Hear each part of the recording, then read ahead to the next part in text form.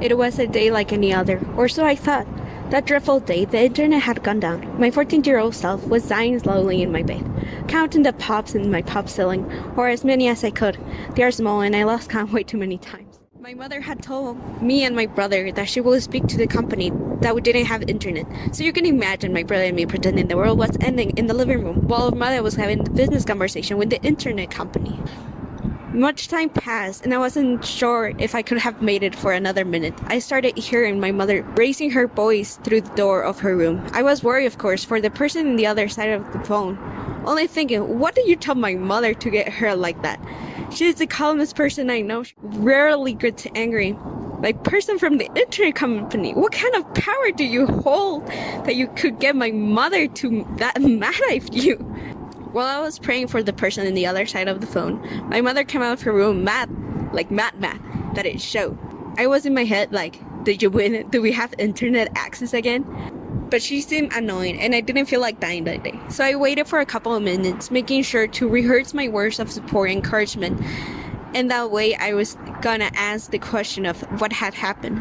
I entered carefully to the room, watching my every move, and sit on the side of the bed and ask, so what happened? Are you okay? Do I have to contact the higher power or do we need to get the legal side? No, I didn't know what had happened. I was concerned for my mother, that was more annoyed and irritated than mad at that point. She told me, I'm okay, I'm just disappointed. Why? What did they tell you? The lady from the company kept telling me that she couldn't understand my accent. My mother does have an accent, but you can still understand the words she is saying. But she sounded like me. She kept mocking me for speaking the way I spoke.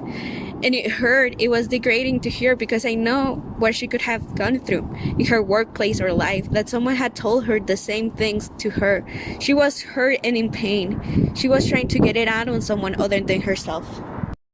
We kept talking and she told me how many times the lady on the other side of the phone repeated that if my mother could put someone that could actually speak English, someone she could actually understand, because she couldn't understand her. But they sounded the same. They spoke the same. They had the same accent. I could only imagine the pain that lady had to endure, that it felt correct to hurt someone for their accent. That hit me hard. I had never thought about it like that. I have been bugged by my accent before, still it never affected me to make me self-conscious of my accent to the point of telling someone that I couldn't understand them that it was hard and they were to blame. It is always a pattern repeated by the Epitome of the Oppressed by Paulo Freire, who said, the oppressed, instead of striving for liberation, tend themselves to become oppressors. The oppressed want at any cost to resemble the oppressors, and they end forming the chain instead of striving to break it for a better future.